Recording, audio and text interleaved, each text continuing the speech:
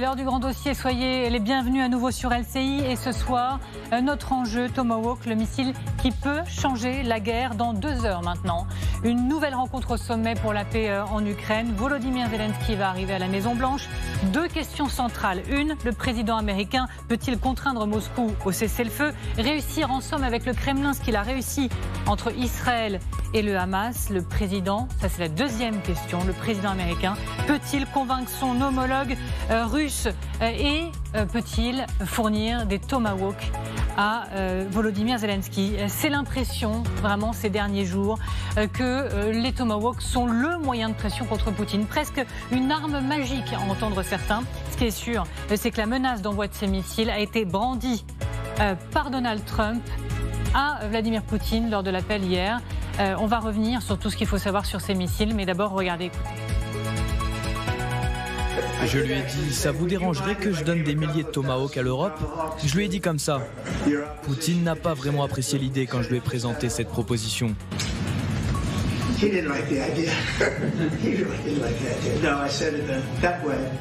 Bon, vous savez, des fois, on peut être... Mais vous savez, le Tomahawk, c'est une arme forte, offensive, avec un pouvoir de destruction extrêmement puissant. Et personne n'a envie qu'on s'en serve contre son pays. Vous verrez que cette menace d'envoi de Tomahawk, c'est certainement ce qui a motivé Poutine à décrocher son téléphone pour appeler Donald Trump. Donc c'est une pression qui compte et ça on va le comprendre et le décrypter avec mes invités que je salue sur ce plateau. Bonsoir Isabelle Lasserre, ou bonjour, je ne sais jamais à cette heure-ci. Journaliste au Figaro, vous êtes spécialiste des questions diplomatiques et vous êtes aussi auteur du livre Les fantômes de Munich. Grégory Phillips, merci beaucoup d'être avec nous. Bonjour, donc vous avez tranché pour bonjour. Rédacteur en chef international LCI, Général Richoux, bien sûr, ravi de vous retrouver également. Vous êtes ancien commandant de la 7e brigade blindée. Et dans quelques instants, nous serons également avec Jean Glignesti, ancien ambassadeur de France en Russie. Il est directeur de recherche à l'IRIS. Avant toute chose, direction la Maison-Blanche. Pour vous retrouver, Sonia Dredi, merci beaucoup d'être avec nous. Journaliste accrédité à la Maison-Blanche. Le président Volodymyr Zelensky sera à Washington. Là, ça va commencer dans 2 heures, heure française, le sommet. Ce sera la 3e fois depuis le retour de Donald Trump au pouvoir. Quels sont les enjeux ? Eh bien, on sait que le président ukrainien vient à Washington, cette fois vraiment pour demander ces missiles Tomahawk, qui étaient plutôt optimistes ces derniers jours. Mais eh bien, depuis hier, Donald Trump, qui laissait entendre qu'il pourrait faire transférer et vendre ces missiles à l'Ukraine, est en train de changer de ton depuis son appel avec Vladimir Poutine. Hier, il a notamment déclaré hier soir devant des journalistes que les États-Unis aussi avaient besoin de ces missiles, donc ils ne pouvaient pas épuiser leur stock. Pourtant, il y a quelques jours, il ironisait devant le président argentin en lui demandant s'il ne voulait pas des Tomahawk parce que, disait-il, les États-Unis en avaient beaucoup. Donc, on sent que Donald Trump est en train de faire un petit peu de marcher à reculons, même si il s'est toujours montré prudent par rapport à la vente de ces missiles à l'Ukraine. Il avait dit déjà il y a quelque temps qu'il allait consulter certainement le président russe avant d'envoyer ces missiles à l'Ukraine. Et là, le message qu'il va sûrement faire passer au président ukrainien, c'est que tout d'abord, il voudrait rencontrer Vladimir Poutine pour laisser encore une chance à la diplomatie. Sa porte-parole nous a déclaré hier ici à la Maison-Blanche que Donald Trump n'abandonnait jamais avant d'éventuellement fournir ses missiles à l'Ukraine. Dredi, merci beaucoup. Je vous dis à tout à l'heure. On a beaucoup de choses à se raconter encore, vous et moi. Alors, on va revenir sur ce nouveau sommet, cette nouvelle réunion pour la paix dans un peu plus de 2 heures maintenant. Mais d'abord, Donald Trump, il a surpris tout le monde hier avec un coup de téléphone avec Poutine et à l'issue, l'annonce d'un sommet. Alors, la date n'est pas précisée, mais ce serait dans 15 jours. Les mots de Trump, ils sont là. Le président Poutine et moi-même nous rencontrerons à Budapest pour voir si nous pouvons mettre un terme à cette guerre ignoble, dit-il. Et puis, il y a les mots en son. Regardez, écoutez. J'ai mis fin à 8 guerres déjà. Est-ce que d'autres présidents l'ont fait? Vous croyez que Bush, Biden ont mis fin à des guerres? Biden, lui, en a commencé car c'est un crétin. Vous pensez vraiment que Biden a mis fin à des guerres? Bien sûr que non. Je crois que personne ne l'a fait. J'ai mis fin à 8 guerres, ça sera bientôt 9. J'espère y arriver avec celle-ci prochainement. J'irai rencontrer Poutine dans le courant des 2 prochaines semaines. Ce sera d'abord Marco qui ira rencontrer les Russes. Le vice-président est également impliqué. Bon, alors, première question, est-ce que vous pensez qu'il aura bien lieu ce sommet? Parce qu'il y a eu certes encourage, mais on a eu des annonces par le passé de Trump disant on va se voir, et puis il y aura des trilatérales, et puis, bon, on n'en a pas vu la couleur. On sent une prudence côté russe, même peut-être un peu, Isabelle Lasserre. On sent une prudence côté russe, il y a sans doute aussi une prudence côté américain, parce que Donald Trump avait quand même investi beaucoup dans ce sommet d'Anchorage. Oui. Il était absolument persuadé qu'il allait réussir à faire plier Poutine, enfin en tout cas à convaincre Poutine, à défaut de se rallier à la paix, d'accepter un cessez-le-feu. Poutine n'a absolument rien donné. Je pense que Trump a eu l'impression qu'il se faisait manipuler par le président russe. C'est sans doute ce que d'ailleurs Vladimir Poutine a essayé de faire. Donc il y aura une prudence des deux côtés cette fois. Du côté russe, on a évidemment absolument intérêt à jouer ce sommet. Là, c'est vrai que Donald Trump, depuis quelques jours, a monté un petit peu le ton vis-à-vis de Vladimir Poutine. Il est sur sa lancée de son grand succès au Proche-Orient. Donc Poutine, s'il est malin, se dit bon ben là, il faut amadouer un petit peu Donald Trump, quitte à faire semblant et à dire encore oui, je suis pour la paix, ce sont les Ukrainiens qui ne veulent pas la paix, etc. Comme il fait absolument toujours. Donc toute cette période qui va précéder le sommet, les deux vont essayer de se tester et on verra. On ne peut pas dire aujourd'hui si le sommet aura lieu ou pas. Alors on est également en direct avec Jean Glignasti, comme je le promettais. Bonjour, merci beaucoup d'être avec nous. Ancien ambassadeur de France en Russie, je le rappelle, vous êtes directeur de recherche à l'IRIS. Cette annonce, elle vous a surpris de Donald Trump, et croyez-vous que cette rencontre puisse, en l'état actuel des rapports de force et surtout des relations compliquées entre Trump et Poutine, avoir lieu et avec quelle issue? Alors, que la rencontre ait lieu, ça n'a rien d'étonnant parce qu'on sait que d'abord Trump a annoncé devant la Knesset même que Gaza étant réglé, maintenant sa priorité c'est l'Ukraine. Ensuite, les contacts entre les Russes et les Américains n'ont jamais pris fin. Quand Peskov a parlé d'une pause, il parlait des contacts avec les Ukrainiens. Et puis on sait que c'est le grand objectif de Trump. Donc, du côté Trump, ça devait avoir lieu. Du côté russe, je crois que les difficultés russes, la difficulté aussi de percer sur le front, l'héroïque résistance des Ukrainiens, les difficultés économiques, et surtout évidemment le danger des Tomahawks, tout ça donne des éléments qui incitent Poutine à accepter un contact. Donc, ce contact aura lieu. On reste ensemble, Jean Glignasti. Je voudrais qu'on vienne sur un point central. Vous allez comprendre avec nous dans un instant que ce soit un point central de la rencontre dans 2 heures maintenant entre Volodymyr Zelensky et Donald Trump. Mais ça a été un point central hier déjà entre Poutine et Trump, les Tomahawks. Donald Trump dit depuis un moment maintenant qu'il veut envoyer des Tomahawks aux Ukrainiens. Mais Donald Trump a dit hier qu'il ne veut pas appauvrir ses réserves de missiles. On va l'écouter et je vous ferai réagir juste après. Nous avons échangé un certain nombre de points, bien sûr sur les Tomahawks. Nous avons besoin des Tomahawks nous-mêmes pour les États-Unis d'Amérique. Nous en avons besoin. Même si nous en avons beaucoup et nous ne pourrons pas épuiser les stocks de notre pays pour d'autres pays. Des armes puissantes, des armes précises, des armes de très bonne qualité. Nous en avons besoin nous-mêmes. On va voir ce que l'on peut faire sur ce point. Moi, je voudrais comprendre comment on est passé à ça, c'est-à-dire les mots du 12 octobre où il dit si cette guerre ne se termine pas, je vais leur envoyer des Tomahawks, ou encore plus fermement, c'était le 15 octobre, je vais leur envoyer des Tomahawks, je le pense vraiment. Les Tomahawks, c'est une arme incroyable, très offensive. Finalement, je suis pas sûr d'avoir les stocks. Ouais, finalement, j'ai regardé sur l'étagère et je suis pas sûr de pouvoir livrer. Même si on parle d'une livraison, enfin d'une vente de quelques dizaines, une vingtaine, une trentaine éventuellement de missiles. Donc, honnêtement, ça ne viendrait pas amoindrir les stocks américains. En fait, on a des déclarations de Trump et évidemment, si la réunion de ce soir avec Zelensky est importante, c'est qu'on veut les actes. C'est d'ailleurs ce qu'ont dit les Ukrainiens toute la semaine. On vient chercher des décisions concrètes. Ils ont travaillé toute la semaine avec une première délégation à Washington. Yermak a remis la pression, le principal conseiller de Zelensky a remis la pression hier en disant il faut que ce soir on ait une décision parce que vous avez les mots de Trump qui sont un peu volatiles. C'est vrai, à un moment donné on a l'impression qu'il veut les livrer, de l'autre il hésite un peu parce qu'on peut pas peut pas se démunir dans nos stocks. Donc, à mon avis, il va falloir qu'on sache si il accepte ou non de mettre cette technologie au service des Ukrainiens, avec des conséquences qui peuvent être importantes sur le plan stratégique, géopolitique, militaire et sur le terrain. Mais ça peut se débloquer très vite maintenant. On peut apprendre là à l'issue de la rencontre de ce soir que finalement c'est bon, il y va. Je crois que ce qu'essaye de faire Donald Trump, c'est exactement la même chose que la manière dont il a agi au Proche-Orient, c'est-à-dire menacer de l'apocalypse pour faire plier les différentes parties et les forcer à la paix. Il a dit au Hamas, si vous ne libérez pas les omages, les foudres américaines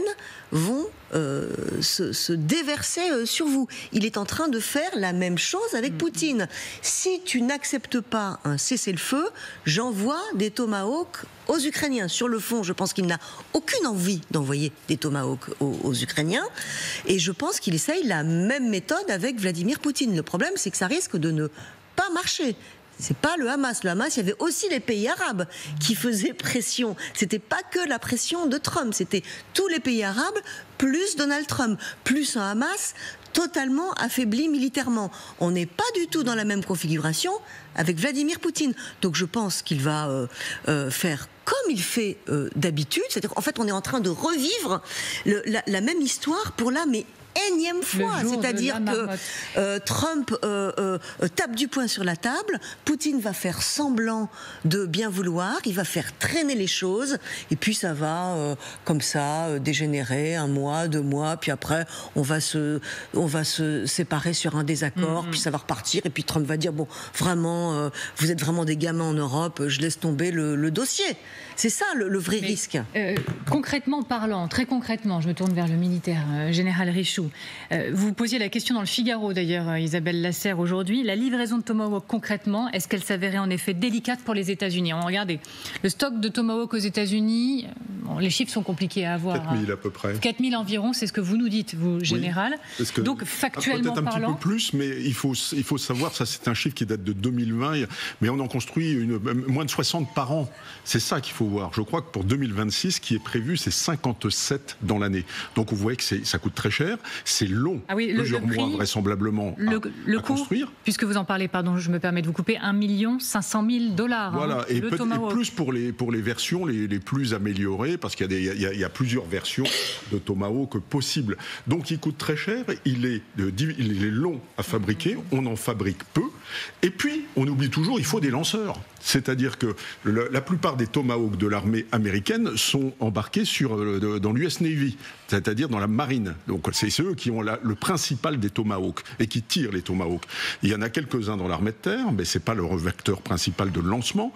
Et donc si vous livrez ça à l'Ukraine qui n'a pas de marine, vous êtes obligé de livrer les lanceurs avec. Donc ça complexifie encore l'équation. Donc quand il y en a 4 000, c'est pas énorme. C'est pas énorme pour une puissance qui dépense 1 000 milliards de dollars par an. Avoir 4 000 vecteurs, croyez-moi, c'est pas beaucoup. Et puis, s'ils livrent des vecteurs, eh bien, ils commenceront vraisemblablement par les plus anciens. Un missile, ça a une durée de vie d'à peu près 30 ans. Et donc, on va commencer par dégager ceux qui ont été construits dans les années 90. Général, nous sommes toujours avec Jean de Glignasti, que je vais devoir laisser filer. Donc, j'ai une question encore pour vous, Jean de Glignasti.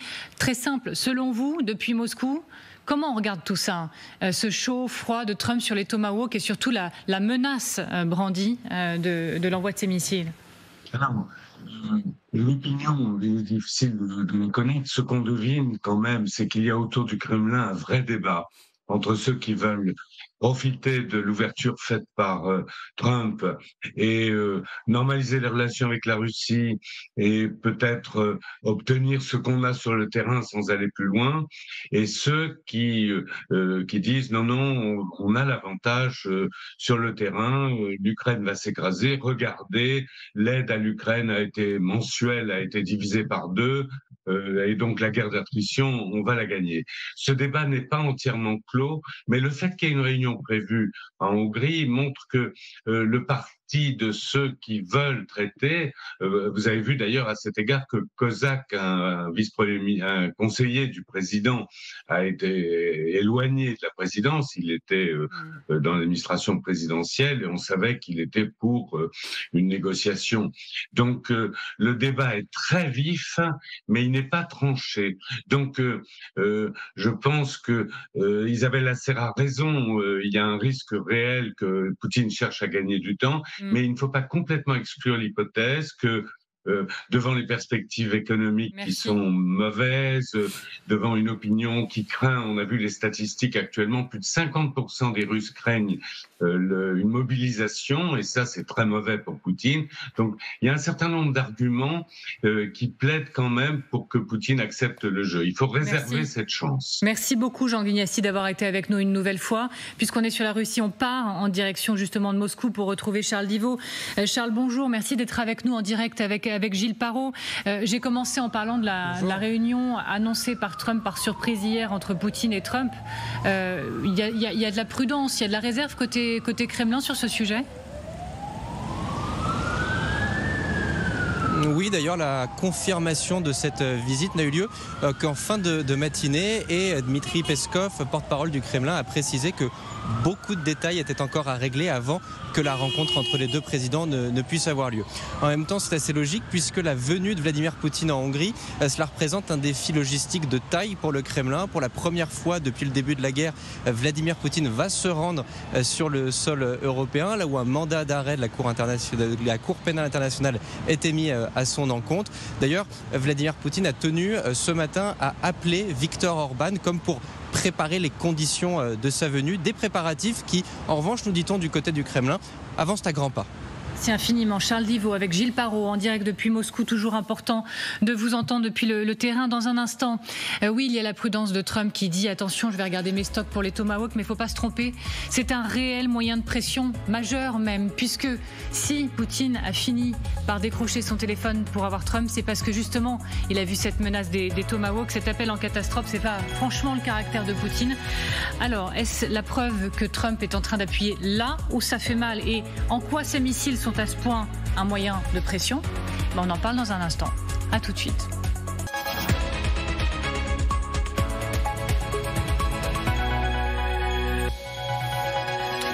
Vous êtes bien devant le grand dossier, toujours cet enjeu Tomahawk, le missile qui peut changer la guerre. On va en parler bien sûr avec mes invités dans un tout petit instant. Mais là tout de suite maintenant, c'est l'heure de l'essentiel de l'actualité. Cédric Jubilard, condamné à 30 ans de prison pour le meurtre de sa femme Delphine. Après 4 semaines de débat, 6 heures de délibéré, la cour d'assises du Tarn a rendu sa décision. Plus de 5 ans après la disparition de son épouse à Cagnac-les-Mines. Il va faire appel. Rarement un procès aura suscité tant de passion. Plusieurs parties civiles ont dû être prises en charge à l'énoncé du verdict. À Paris, le procès de Dabia Ben-Kired, accusée du meurtre de la petite Lola, survenu il y a 2 ans, s'est ouvert ce matin. Aujourd'hui âgée de 27 ans, elle est accusée d'avoir violé, torturé et tué la fillette avant de transporter son corps dans une malle. Si la jeune femme avait déjà avoué les faits aux enquêteurs, elle a dès le début de l'audience demandé pardon à toute la famille. Le procès doit durer jusqu'à vendredi. La voiture d'un célèbre journaliste italien d'investigation, son nom Sigfrido Ranucci, a explosé dans la nuit de jeudi à vendredi devant son domicile au sud de Rome. L'explosion n'a pas fait de victimes. Le chef du gouvernement, Giorgia Meloni, a fermement condamné le grave acte d'intimidation, je cite. Voilà pour l'essentiel de l'actualité, et donc vous êtes toujours devant le grand dossier consacré à cette thématique, le Tomahawk, le missile qui pourrait changer la guerre. Point d'interrogation bien sûr, mais pour répondre à cette question, nous sommes toujours avec le formidable général Richoux, avec Grégory Phillips, toujours avec Isabelle Lasserre. André Crespi, merci beaucoup de nous avoir rejoints. Je le rappelle, vous êtes historien, vous êtes spécialiste des États-Unis, auteur de Mes Chroniques américaines aux éditions L'Observatoire. Merci André Crespi encore une fois d'avoir accepté notre invitation. Et nous sommes avec Alexandre Vautravers, qui est rédacteur en chef de la Revue militaire suisse, directeur scientifique du Centre d'histoire et de prospective militaire. Vous êtes aussi colonel d'état-major général et ancien professeur des relations internationales internationale. Et donc cette question maintenant, pourquoi le missile Tomahawk semble être à ce point le moyen de pression sur Poutine? On a même l'impression que ce serait devenu l'alpha et l'oméga. À entendre certains, ce serait même une arme magique. Mais dans quelle mesure et pourquoi est-ce un point de pression? Parce que ça marche quand même. Encore une fois, ce qui a déclenché l'appel de Poutine envers Trump, c'est cette menace des Tomahawks. Mais pour tout comprendre, Général, vous et moi, nous avons rendez-vous devant l'écran. Général, d'abord, moi, je vais poser les faits. On va faire connaissance avec le missile Tomahawk, sa fiche d'identité. Pour tout comprendre, c'est une portée de 2500 km environ. On a un missile qui peut porter une ogive de 450 kg. C'est écrit juste ici. Et il peut même porter une ogive nucléaire. Ça, c'est un sujet. J'ajoute que ce missile de croisière de 6 mètres de long pèse près d'1,5 tonne. Et donc, Général, avant toute chose, peut-être que le Tomahawk, c'est un symbole extrêmement fort en réalité. C'est une arme incontournable de l'arsenal américain, c'est un symbole de sa puissance de frappe. C'est exactement ça. Avant d'être une arme militaire, c'est une arme de démonstration de puissance. Vous savez, il y a des armes comme ça, des vecteurs de puissance. Les porte-avions en sont. Dès qu'on déplace le Charles de Gaulle, on dit c'est un vecteur de puissance. Et bien là, vous avez exactement ça. Ce sont des armes à portée stratégique jusqu'à 2500 km. Selon la version, il y en a qui sont à 1600 jusqu'à 2500 km. C'est une arme qui a évolué au cours des 40 dernières années. Et donc 2500 km, ça peut taper, je dirais, toute la Russie utile. Donc ça veut dire qu'effectivement, on peut taper sur des raffineries, des centres stratégiques, etc. On va regarder ensemble. Vous allez nous expliquer concrètement ce que ces missiles Tomahawk permettraient de toucher concrètement s'ils étaient livrés à l'Ukraine. On regarde ça avec une carte. Oui, alors là, on voit très très bien, vous voyez, donc Moscou. Avant, quasiment, les drones ukrainiens n'atteignaient quasiment pas Moscou. Ensuite, ils ont atteint Moscou. Alors Moscou, c'était déjà à 600-700 km de l'Ukraine. Et donc là, on voit vraiment qu'on est quasiment, on est derrière l'Oural, où on tape absolument tout ce qui est Russie utile, c'est-à-dire vraisemblablement des dizaines de bases militaires, des centaines de sites industriels, c'est-à-dire tout ce qui est utile pour la poursuite de la guerre n'est plus hors de portée, ne serait plus hors de portée des Ukrainiens. Montrons toujours dans les faits ce que peuvent provoquer de tels missiles Tomahawk. On s'est arrêté sur quelques exemples phares de ces dernières années parce qu'il faut le comprendre, ce Tomahawk, il a été utilisé Afghanistan, ex-Yougoslavie, Iran, et on a des exemples précis. Oui, alors le Tomahawk, il est grosso modo utilisé depuis la guerre du Golfe à peu près dans tous les conflits auxquels ont participé les États-Unis d'Amérique. Donc le Golfe, bien sûr, ensuite la Syrie, n'oublions pas. 2017, 2018, une soixantaine, 2018, une centaine de missiles. On a tiré d'ailleurs avec les Français et avec les Britanniques. Et ensuite, bien sûr, l'Afghanistan. Encore, on n'a pas exactement les chiffres, mais entre 100, peut-être plus de 200 missiles. Et puis ensuite, eh bien, il y a le Yémen et puis l'Iran. N'oublions pas l'Iran en 2025, où une trentaine de missiles ont été tirés. Et mais, pour bien comprendre, on voit des exemples qui s'affichent derrière vous. On a vu la Syrie, là on voit la Libye, on a vu l'Iran en premier lieu. Quand il frappe le Tomahawk, quel est l'effet? Quel est l'effet du Tomahawk? Alors, le Tomahawk, son grand avantage par rapport aux drones, par exemple, parce que là, c'est le problème des Ukrainiens, quand ils tirent des drones, ils emportent à peu près 50 kg d'explosifs. Et puis, ils ne les emportent pas forcément à 2500 km. Ça vole lentement, et donc, c'est facilement interceptable. Et puis, après, les dégâts sont quand même assez limités. Quand vous avez un Tomahawk, c'est 450 kg d'explosifs d'un coup qui tombent sur une raffinerie, qui tombent sur un dépôt pétrolier, et immédiatement, eh bien, les effets militaires sont surmultipliés. C'est pour ça que il a quasiment une incidence stratégique, parce qu'avec 450 kilos, vous pouvez paralyser d'un seul tir quasiment une raffinerie de pétrole. Merci Général, on continue d'en parler ensemble. Alexandre Vautravers, à entendre certains, je le disais il y a quelques instants, ce serait une arme magique. On le sait, il n'y a pas d'arme magique. Mais pourquoi celle-ci a-t-elle un tel écho, un tel poids, un tel impact ces dernières heures dans nos discussions? Bon, si vous écoutez les porte-paroles russes en ce moment, leur principale anxiété, c'est que cette arme peut être équipée, peut être dotée d'une ogive nucléaire.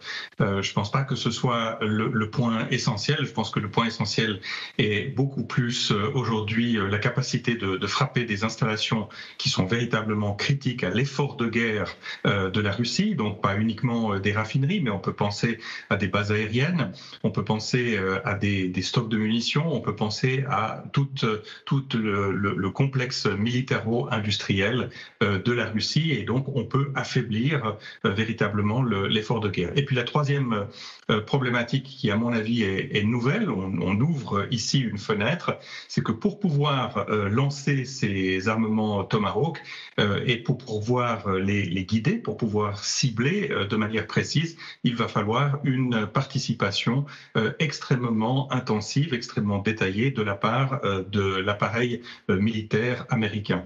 Et ça, c'est une véritable nouveauté. Il n'y aura pas de Tomahawk qui pourront être lancés et qui pourront toucher une cible sans que les Américains aient fourni toutes les coordonnées nécessaires et toutes les données de ciblage. On reste ensemble, Alexandre Vautravers, mais dans quelle mesure tout cela fait vraiment peur à Poutine ? Volodymyr Zelensky, sur le réseau social X, dit ceci. On constate déjà que Moscou s'empresse de reprendre le dialogue dès qu'elle entend parler des Tomahawks.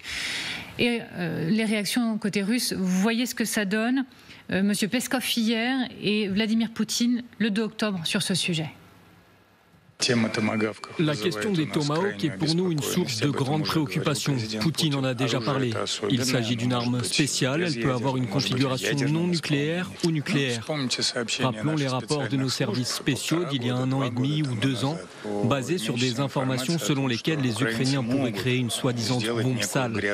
Imaginez donc qu'un missile à longue portée décolle et vole et que nous savons qu'il pourrait avoir une charge nucléaire. L'utilisation de Tomahawks sans la participation directe de militaires américains est impossible. Cela signifierait une escalade d'un tout autre niveau. Nouvelle par sa qualité, y compris dans les relations entre la Russie et les États-Unis. Sur ce coup, Isabelle Lasserre, Trump appuie effectivement là où ça fait mal. Un vrai sujet d'inquiétude pour Poutine, c'est un vrai levier selon vous? Oui, alors il est stratégique, mais il est aussi, à mon avis, et peut-être encore plus pour moi, politique.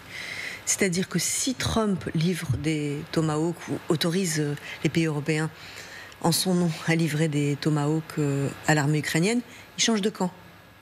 Ça veut dire qu'il arrête de soutenir Vladimir Poutine, comme il l'a fait quand même relativement depuis qu'il est revenu à la Maison-Blanche, et qu'il soutient les Américains. Or, aujourd'hui, les Ukrainiens ne peuvent pas gagner la guerre tout seuls. Il y a un pays et une puissance au monde qui peut permettre de faire la différence militairement très, très rapidement, ce sont les États-Unis. Donc l'enjeu, il est véritablement là. On a toujours... Un système d'armes ne fait pas gagner une guerre comme ça en 15 jours. On avait dit la même chose avec les chasseurs, les bombardiers F-35 et les Mirage. On avait dit la même chose avant avec les chars et on avait dit la même chose avec les missiles à longue portée. Ça aide les Ukrainiens, ça leur permet de résister plus longtemps, ça affaiblit la Russie, mais ça ne permet pas de gagner la guerre en quelques jours. Par contre, symboliquement, ce serait effectivement très important parce que ça signifierait un changement de posture des États-Unis d'Amérique. Et c'est ça la vraie trouille de Vladimir Poutine. Et c'est pour ça que là, il va montrer patte blanche et qu'il va faire semblant de vouloir négocier. Mais André Caspi, vous croyez que cette fois, effectivement, Trump pourrait opérer ce fameux virage qu'on tente d'observer maintenant depuis des mois ? Écoutez, je pense que nous sommes déjà avertis. Nous savons que Trump peut changer d'avis et peut avoir des avis très contradictoires. Ce que l'on sait en revanche, c'est qu'il a souligné le fait que les États-Unis étaient prêts éventuellement à aider l'Ukraine, mais quant à livrer des Tomahawks, c'est peut-être pas tout à fait décidé parce que, dit-il, nous, Américains, nous avons besoin des Tomahawks et par conséquent nous ne pouvons pas nous priver d'une partie de cet arsenal. Alors la question qui se pose, c'est de savoir si Trump est en train de raconter des histoires, ça lui est arrivé déjà plus d'une fois, ou alors si vraiment ça correspond à une réflexion stratégique, c'est-à-dire au fond l'incapacité temporaire, bien entendu, des États-Unis de livrer un instrument qui, malgré tout, coûte très cher. C'est aux environs de 2 millions de dollars l'unité, et puis surtout, ça prend du temps pour fabriquer des Tomahawks. Donc, ça veut dire que l'entreprise américaine qui est chargée de cela ne peut pas assurer le renouvellement de l'arsenal américain dans un délai aussi bref. Grégory Philippe, je me tourne vers vous parce qu'il y a des expressions qui sont surutilisées, galvaudées, les fameux mots tournant du conflit. Mais soyons clairs, si la décision était réellement prise dans les prochaines heures par Donald Trump, ce serait vu comme quelque chose de très important par l'ensemble des protagonistes. Cette fois, ce ne serait pas excessif de le dire. Encore une fois, je parle sous le contrôle du général, mais alors, il y a une autre expression absolument affreuse, c'est game changer. Est-ce que ces missiles je l'ai évité. Changeraient, et moi je suis tombé dedans pile. Je pense pas que sur le terrain, et d'abord ça prendra du temps le déploiement de ces missiles, ensuite Trump en donnerait 10, 20, 30, avec sans doute en plus des conditions d'utilisation extrêmement restreintes, c'est-à-dire que les Américains diraient ça tu tapes pas, enfin vous voyez, c'est quand même un usage complexe, avec en plus, ça voudrait dire une assistance technique et militaire américaine pour ne serait-ce que les lancer. Donc, c'est quand même très complexe. Donc ça ne va pas changer le cours de la guerre sur le terrain, même si Trump décidait de vendre ses Tomahawks et que ce soir, après la rencontre avec Zelensky, il dit « Allez, c'est bon, j'ai décidé, je vous les donne ». Par contre, ce que dit Isabelle est tout à fait correct. Ça change tout à fait la position américaine. C'est-à-dire que c'est un signal adressé à Trump en disant « On a changé de camp ». Trump nous habitue à des revirements, à des virages, à des déclarations plus ou moins contradictoires. C'est pour ça que je disais tout à l'heure, il y a beaucoup de mots. Là, ce serait un geste. Ce serait un geste extrêmement fort qu'il faut surveiller. Alors, justement, on va le surveiller de près, et notamment dans les toutes prochaines minutes, puisque Sonia Dridi, on est ensemble, encore une fois, depuis la Maison-Blanche. Vous êtes en direct, journaliste accrédité depuis la Maison-Blanche. Il y a, dans 1h30 maintenant, une nouvelle rencontre Volodymyr Zelensky, Donald Trump à la Maison-Blanche. Qu'on soit clair, la livraison de missiles Tomahawk sera au cœur de cette rencontre, au cœur des enjeux. Oui, tout à fait. C'est ce que vient demander le président ukrainien, des missiles Tomahawk. Mais Donald Trump a changé de ton depuis hier, depuis sa conversation téléphonique avec Vladimir Poutine, dans laquelle les deux hommes ont notamment parlé des échanges commerciaux qu'il sera possible de faire une fois la guerre terminée. Le président russe a également usé de la flatterie en applaudissant notamment l'accord au Moyen-Orient. Et donc, c'est un scénario qu'on connaît bien ici à Washington. Donald Trump hausse le ton puis recule. Hier, sa porte-parole nous a dit qu'il voulait donner une nouvelle chance à la diplomatie, qu'il n'abandonnait jamais. Et donc, alors qu'il y a encore quelques jours, Donald Trump laissait entendre qu'il pourrait fournir ses Tomahawks à l'Ukraine. Il disait même que les États-Unis en avaient beaucoup. Il a ironisé devant le président argentin en lui demandant s'il ne voulait pas lui aussi des Tomahawks. Désormais, il dit que les États-Unis ont besoin également de ces missiles et que donc il ne faudrait pas qu'ils soient en rupture de stock. Beaucoup à Washington se demandent si Donald Trump bluffe depuis le début. En tout cas, il souhaite sûrement attendre sa rencontre, a priori à Budapest, avec Vladimir Poutine, avant de prendre une décision. Merci infiniment, Sonia Dridi, correspondante LCI aux États-Unis. Merci beaucoup à vous. Général, ces Tomahawks, vous l'avez dit, Grégory, ça ne changera pas le cours de la guerre militairement, mais ça permet, par exemple, de viser beaucoup plus fort les raffineries. On va en parler. C'est le gros talon d'Achille russe actuellement. Ça, ce serait un élément important. Bien entendu, ça aura un effet militaire qui sera d'affaiblir le potentiel, la capacité des Russes à financer leur guerre. Mais je crois que ça a été très bien dit. Ça ne sera pas un game changer parce qu'on ne peut pas attendre de Trump qui donne 100, 200 Tomahawks. Et puis s'il les donne, je le rappelle, ça sera toujours les plus anciens. C'est-à-dire que c'est les stocks qui arrivent en fin de vie. Vous savez, ça s'altère. Moi, j'ai connu ça, les missiles. Hein. Quand on tirait des missiles anti-chars, on tirait toujours les plus vieux. Puis de temps en temps, 1 sur 10, pouf, ils partaient n'importe où. Voilà. Donc on tire les stocks qui ont 30, 40 ans. Et puis, c'est ce genre de missile qu'ils auraient. Donc, absolument pas un game changer. En revanche, sur le plan politique, effectivement, c'est hyper important, car ça signifie l'engagement des États-Unis d'Amérique aux côtés des Ukrainiens, comme ils ne l'ont pas fait jusqu'à présent. Mais moi, j'ai quand même beaucoup de doutes sur les résultats de ce qui va se passer maintenant. Alexandre Vautravers, vous êtes toujours avec nous. Il faut insister sur un point, encore une fois, mis sur la table déjà par nos invités, mais c'est important. Si les Américains disent vous utilisez les Tomahawks, les utilisations de Tomahawk se feront sous le regard, avec autorisation et même la technicité des Américains. C'est important. Totalement, et peut-être pour contredire alors certains éléments que j'ai entendus autour de la table, il faut peut-être rappeler que la stratégie de frappe des raffineries pétrolières, c'est une stratégie qui vient des États-Unis. Donc il faut imaginer que si les Américains décident effectivement de fournir ces armes Tomahawk, ils ont déjà des plans bien développés et ils savent exactement ce qu'il s'agira de frapper avec ces armes. Alors, transition parfaite, effectivement, puisque on va se demander maintenant si, lors de la réunion qui va débuter dans 1h30, un tout petit peu moins maintenant, entre Volodymyr Zelensky et Trump à la Maison-Blanche, s'il sera question de la pression, non pas seulement économique, mais de la pression mise précisément sur le pétrole. Regardez ce que dit l'ancien ministre des Affaires étrangères ukrainien, M. Kouleba, dans les colonnes du Figaro, encore une fois Isabelle Lasserre. Il dit ce matin, seule une pression directe sur l'industrie pétrolière russe peut pousser Moscou à cesser la guerre. Et il décrit des scénarios possibles après un éventuel accord de paix. Mais la pression directe sur l'industrie pétrolière. Et là, Grégory, on va ensemble regarder à quel point, en effet, ces derniers jours, c'est le talon d'Achille russe, le pétrole. Et est-ce que, ce sera notre question ensuite, il suffirait finalement de pas grand-chose, d'un mouvement supplémentaire américain pour faire vraiment vaciller le géant russe? D'abord, quel est l'état des lieux des raffineries qui ont été russes touchées ou endommagées par l'Ukraine? D'abord, pour confirmer ce que vient de dire votre invité, c'est une vraie stratégie qui a été pensée, réfléchie, c'est d'aller frapper là où ça fait mal, donc les raffineries de pétrole. On estime qu'il y a à peu près un tiers des raffineries russes qui ont été soit endommagées, soit détruites. 38%, je crois, le chiffre exact. Donc vous voyez que ça paralyse quand même en partie cette industrie. Juste rappeler que le pétrole et le gaz, c'est en gros un tiers du budget de l'État russe, dans une économie de guerre, évidemment, qui a besoin d'argent pour alimenter ce conflit. Et donc, vous avez des raffineries qui, très régulièrement, sont visées.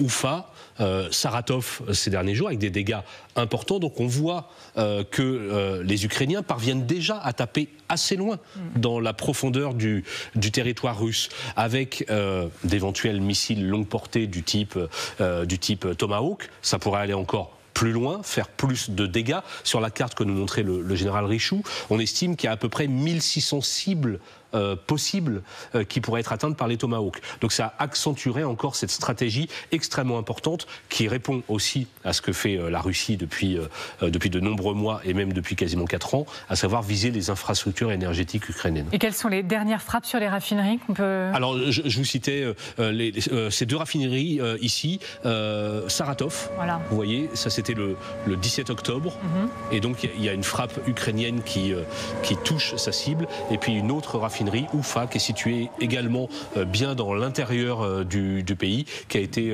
visée récemment. Là, c'était le 15 octobre. Et quelles sont les conséquences concrètes pour la Russie de ces frappes sur les raffineries? Eh bien, on raffine moins, ou on raffine plus. Enfin, c'est un vrai souci pour l'industrie pétrolière. Et on sait quantifier. Regardez, 400 000 barils en moins par jour par rapport au premier semestre. C'est-à-dire qu'on continue d'extraire du pétrole, mais on a du mal à le raffiner. Donc, évidemment, ça ralentit cette machine économique qui, encore une fois, est absolument essentielle pour le pouvoir russe. Et puis, ça a des conséquences aussi pour les Russes à la pompe. On se demande souvent, est-ce que les Russes perçoivent la guerre ? Quand on échange avec nos correspondants à Moscou, en fait, pas tellement. Il y a eu certes quelques drones il y a quelques mois, certes il y a les campagnes de recrutement, mais en fait la guerre elle est assez lointaine, sauf quand vous allez chercher de l'essence. Le prix à la pompe en Russie a augmenté de 6,7% à cause de ces difficultés créés par les Ukrainiens. Merci infiniment Grégory Phillips. Et donc vous l'avez dit, nos invités, vous l'avez tous dit, les États-Unis aident déjà sur ce point en réalité les Ukrainiens, notamment via le renseignement. Mais imaginez-vous que les États-Unis puissent décider dans les prochaines heures, lors de la réunion avec Volodymyr Zelensky, aller plus loin pour les accompagner dans ces frappes sur le pétrole. Isabelle Lasserre. J'en doute, parce que jusque-là, ce qu'on a observé, c'est plutôt un alignement de Donald Trump sur Vladimir Poutine, qui régulièrement a répété quasiment comme un perroquet le verbatim du Kremlin. J'en doute aussi parce que pour Vladimir Poutine, les 2 seules choses qui comptent, c'est la force et c'est le business.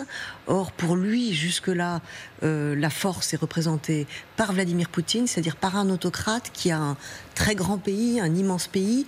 Et pour faire du business, il vaut mieux en faire, pour lui, avec l'immense Russie, ses matières premières. Voilà.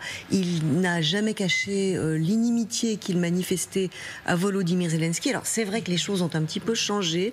Volodymyr Zelensky est remonté dans l'estime de Donald Trump, notamment parce que Trump a compris que l'Ukraine résistait très bien et que ce n'était pas les charlots qu'il décrivait. Poutine est descendu dans l'estime de Donald Trump, mais je ne crois pas que les courbes se sont encore croisées. L'histoire des Tomahawks sera un véritable test pour voir si les courbes se croisent. Tant que ce n'est pas fait, je pense que Donald Trump est lié à Vladimir Poutine et à la Russie. On ne sait pas exactement quels sont les dossiers qui le lient, à part ce que je viens de raconter, c'est-à-dire des intérêts économiques et des intérêts stratégiques. Sur les liens intimes qui lient les deux hommes, beaucoup de rumeurs circulent. Ah oui, et je lisais encore François Hesbourg qui disait ce matin la seule vraie menace concernerait les investissements américains en Russie, mais elle coûterait vraisemblablement plus à Trump qu'à Poutine. Monsieur Caspin. C'est-à-dire qu'en fait, je crois qu'il faut bien comprendre que pour Donald Trump, la Russie, ça n'est pas Gaza.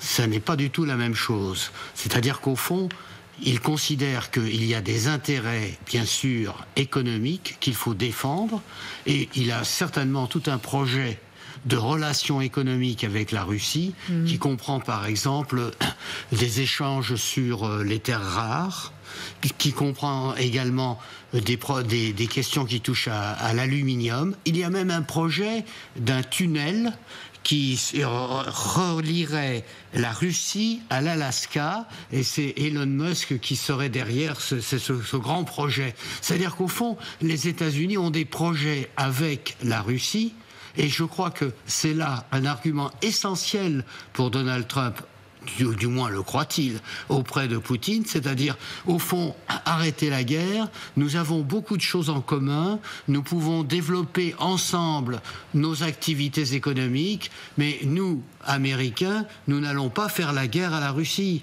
nous n'allons pas entrer en conflit armé avec la Russie, on n'en est pas là, et c'était certainement pas dans les intentions de Donald Trump d'aller aussi loin. Donc je crois qu'il faut rester dans l'esprit de Donald Trump, qui est avant tout un esprit de négociation, et de négociation qui porte pour l'essentiel sur l'économie. Il est certain que vous réfléchissez différemment quand vous êtes un businessman, quand il s'agit de régler le problème de Gaza avec 2 millions d'habitants et de régler un souci avec un pays de 142 millions d'habitants. Général Richoux. Bon, moi j'ai un peu de mal avec l'argument exclusivement économique, en fait. J'ai un petit peu de mal parce que la manière dont Trump se fait manipuler par Poutine depuis le début, moi, m'apparaît... Alors, moi, je ne suis pas du tout complotiste, mais m'apparaît quand même un petit peu suspecte. C'est-à-dire que depuis, il donne 15 jours, et il redonne 15 jours, il donne 50 jours, il en manque 10, et puis après, quand on est à zéro, ce sont les Européens qui se font engueuler parce qu'ils achètent encore du pétrole. Je veux dire, aujourd'hui, avec le recul, je ne peux pas m'empêcher de penser qu'il y a un moyen de pression quand même des Russes sur Donald Trump, au-delà du volet économique. C'est peut-être mirifique, mais c'est pas à portée de Donald Trump, c'est pour dans 10 ans, c'est pour dans 20 ans. S'il y a un tunnel, c'est dans 50 ans, ou dans 100 ans peut-être. Voilà. C'est un projet. Oui, voilà. Oui. Nous sommes en direct d'Ukraine. Nous sommes depuis Kharkiv avec Marianne Cotonoff et Marine Truchot. Quel est l'espoir depuis Kiev? Quel espoir depuis Kiev place-t-on dans cette réunion dans quelques minutes, dans 1h15 maintenant, à la Maison-Blanche, entre Zelensky et Trump? Espère-t-on, puisque vous l'avez évoqué, Isabelle Lasserre, connaître la même issue que la paix à Gaza, voir Trump réaliser avec l'Ukraine et la Russie ce qu'il a réussi avec Israël et Gaza?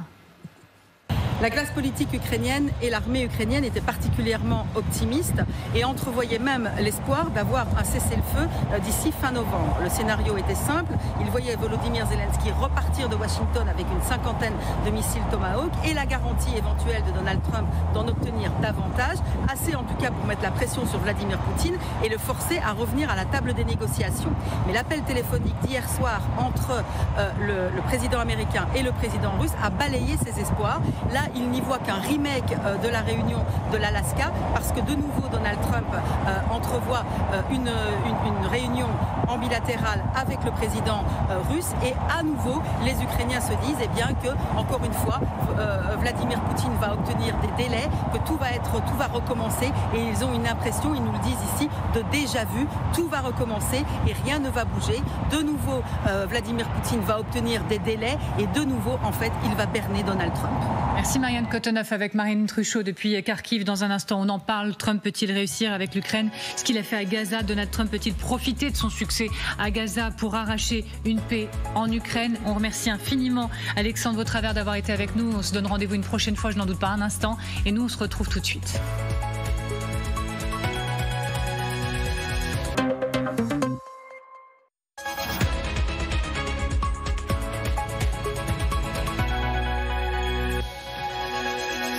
Vous êtes toujours devant le grand dossier. Maintenant, cette question, Trump peut-il réussir avec l'Ukraine ce qu'il a fait à Gaza? Peut-il profiter de son succès à Gaza pour arracher une paix en Ukraine, comme se le demandait le Figaro encore aujourd'hui? Isabelle Lasserre, merci encore d'être avec nous. André Caspi, toujours à vos côtés. Grégory Phillips et le général Richoux. Cet espoir, c'était en tout cas celui de Volodymyr Zelensky la semaine dernière. Il existe aujourd'hui une très forte dynamique en faveur de la paix dans le monde, suite aux accords conclus au Moyen-Orient. Il s'agit d'un enjeu mondial, et le président des États-Unis et son équipe ont personnellement œuvré dans ce sens. Divers autres dirigeants se sont également impliqués et ont apporté une aide précieuse. Le Moyen-Orient a désormais une réelle chance de vivre sans guerre. Cet homme, Volodymyr Zelensky, dans 1 heure maintenant, sera à la Maison-Blanche. Il va retrouver, pour la 3e fois depuis que Trump est retourné au pouvoir, il va retrouver le président américain. Il va emporter cet espoir, Isabelle Lasserre, avec lui à la Maison-Blanche, Volodymyr Zelensky. Espoir déçu, selon vous? Il n'y aura pas pour la Russie et l'Ukraine ce qu'il y a eu pour Gaza? Ah non, d'ailleurs je pense qu'il va un petit peu vite en besogne. Pour l'instant, on n'est pas encore dans une situation où la paix a été instaurée au Proche-Orient. Il y a juste un cessez-le-feu, on est dans la première partie. Alors si Trump réussit, effectivement, ce sera un succès faramineux avec un agrandissement des accords d'Abraham à l'Arabie Saoudite et une possibilité de calmer toute la région. On en est encore très très loin et de toute façon on ne peut pas appliquer le même système à la Russie et à l'Ukraine. Les méthodes de paix par la force, comme Trump le revendique lui-même, est-ce que ça peut marcher? Les méthodes pour Netanyahou peuvent-elles être transposables à Poutine? La force, oui. C'est-à-dire que face à Vladimir Poutine, qui ne comprend que les rapports de force, il n'y a que la force qui compte. Mais la vraie force, c'est-à-dire qu'il faut quand même y aller très très fort. Il ne faut pas juste menacer d'envoyer 2 ou 3 avions. La force, ça veut dire, effectivement, par rapport... Je donne un exemple. Si le jour où Vladimir Poutine continue à envoyer 3 drones au-dessus de Munich, un jour, il faudra que l'OTAN dessoude un drone. Ça, c'est le rétablissement d'une dissuasion. Vous voyez ce que je veux dire? On va voir l'effet que provoqueront les Tomahawks. C'est une vraie pression, mais je pense que ce n'est pas une pression suffisante pour que Vladimir Poutine accepte un cessez-le-feu. On n'en est pas encore là. Vladimir Poutine a un projet dans la région. Ce projet n'est pas abouti. Il pense que sur le terrain, il est en position de force. Et jusque-là, depuis 2001, il n'a vu que des démonstrations de faiblesse de la part de l'Union européenne et de faiblesse de la part des États-Unis. Donc ça ne va pas suffire à arrêter la guerre. Ça, c'est absolument sûr et certain. Vladimir Poutine va peut-être faire semblant d'accepter un nouveau cessez-le-feu. Mais il va falloir, si Donald Trump veut dupliquer l'exemple sur le terrain russo-ukrainien, beaucoup d'autres manifestations de force. Et il va falloir surtout qu'il suive son dossier. Parce que là, il est en train d'abandonner le dossier de Gaza. Dès que Trump va lever la main, la paix risque de s'enrayer. C'est un vrai job. Bien sûr. Il y a un dénominateur commun entre Gaza et l'Ukraine, c'est Steve Witkoff. C'est le même émissaire de Donald Trump pour les deux situations. Même méthode, selon vous, appliquée par Gaza, Trump dans les heures à venir pour le conflit russe-ukrainien? Witkoff plus Jared Kushner. Là, Jared Kushner n'est pas directement mêlé et Kushner joue un rôle très important dans les affaires du Moyen-Orient. Mais je crois que ce qu'il faut retenir, c'est une évidence criante, c'est que la Russie, ça n'est pas le Hamas. Et par conséquent, l'action sur la Russie ne peut pas être l'action qui a été exercée sur le Hamas. Et puis d'autre part, il n'y a pas autour de Donald Trump des alliés qui peuvent faire pression à leur tour sur le Hamas. Il faudrait que l'Europe soit beaucoup plus présente et beaucoup plus unie pour qu'elle puisse exercer un effet qui permette en somme à Donald Trump d'aller plus loin. Et je ne suis même pas certain que Donald Trump cherche à aller plus loin. Ce que cherche avant tout Donald Trump, c'est à rétablir sans doute quelque chose qui ressemble à la paix et surtout quelque chose qui permette d'accélérer les transformations économiques dans les relations entre la Russie et les États-Unis. Grégory Phillips, je vous propose de réécouter Donald Trump le 13 octobre dernier devant la Knesset quand il dit à Witkoff, il lui dit « Steve, bon, maintenant ça s'est réglé, on va s'occuper de la Russie, regardez ». Il faut qu'on s'occupe de la Russie. Il faut que ce soit fait. Steve, si ça ne t'ennuie pas, on se concentre sur la Russie et on y arrivera. Vous voyez Trump dans les prochaines minutes là essayer de transposer sa méthode, lui qui se voit maintenant faiseur de paix sur le dossier ukrainien. Non mais il est très intéressant ce son devant le Parlement israélien parce que c'est à ça que répond Zelensky quand il dit voilà regardez vous avez réussi quelque chose. Moi, je pense qu'il faut quand même reconnaître chez Trump une énergie assez forte et une volonté d'arriver à quelque chose. Alors la paix à Gaza, comme le disait Isabelle, on n'y est pas quand on voit que le Hamas n'a pas désarmé, quand on voit la situation dans l'enclave. Honnêtement, on est vraiment qu'au tout début d'un processus extrêmement fragile. Donc le dossier de Gaza n'est pas réglé, contrairement à ce que Trump dit. Mais le fait qu'il souhaite que ça aille vite, au Proche-Orient, allez hop, c'est fini maintenant, on passe à la Russie. Le fait qu'il aimerait bien finalement que ce conflit s'arrête, il l'ennuie ce conflit depuis 4 ans, enfin depuis son retour au pouvoir. Et cette guerre qui dure depuis 4 ans, c'est un peu comme un sparadrap. Les relations avec Poutine, c'est compliqué. En fait, je pense qu'il se fiche complètement de l'intégrité territoriale de l'Ukraine, c'est pas son problème, mais en revanche ce conflit est un ennui qu'il faut régler. Donc je pense qu'il faut reconnaître chez lui quand même une volonté d'essayer de faire un peu bouger les choses. Est-ce que ça a bougé ce soir? Honnêtement j'ai un petit doute. Il y a juste un indice, c'est hier la Maison Blanche nous disait qu'il y aurait le bureau ovale, vous savez la scène avec donc les 2 présidents ensemble et des questions de la presse. A priori c'est en train de bouger et il n'y aurait même pas de bureau ovale, ça veut dire a priori pas de questions de journalistes, pas de déclaration commune, pas de conférence de presse commune. Zelensky a prévu de parler seul à l'issue de cette rencontre. Je pense que ça veut dire qu'il n'y aura pas d'annonce ce soir. Général, oui, moi, vous avez la conclusion. Ah oui, moi, je suis d'accord avec ce qui vient d'être dit. On ne voit pas comment, après l'appel de Vladimir Poutine hier soir, qui a cisaillé Zelensky derrière les jarrets, il y aura une déclaration sur les Tomahawks. Et puis, Vladimir Poutine, avec ce qu'on vient de voir, c'est toujours je l'ai dit, donc c'est fait. Vous voyez, c'est vraiment. Et alors, il n'y a pas d'arme magique, mais vraiment, il y a une pensée magique chez Donald Trump. À partir du moment où il exprime quelque chose, c'est comme si la chose était réalisée. Et puis, pour finir sur Gaza, effectivement, on est vraiment très, très au début d'un processus dont on ne voit pas d'ailleurs comment il va aller plus loin. Et donc là aussi, on est un petit peu dans la pensée magique, c'est-à-dire j'ai fait la paix, alors qu'en fait, eh bien, il y a un cessez-le-feu. Il a réussi une chose extraordinaire, c'est de faire libérer les otages, il n'y a absolument aucun doute. Et l'arrêt des bombardements. Et l'arrêt des bombardements, provisoirement, mais rien n'est absolument réglé. Général Richaud, je vous remercie. Grégory Philippe, je vous remercie. André Caspy, je vous remercie. Isabelle Lasserre, pareillement, c'est toujours un plaisir d'être avec vous.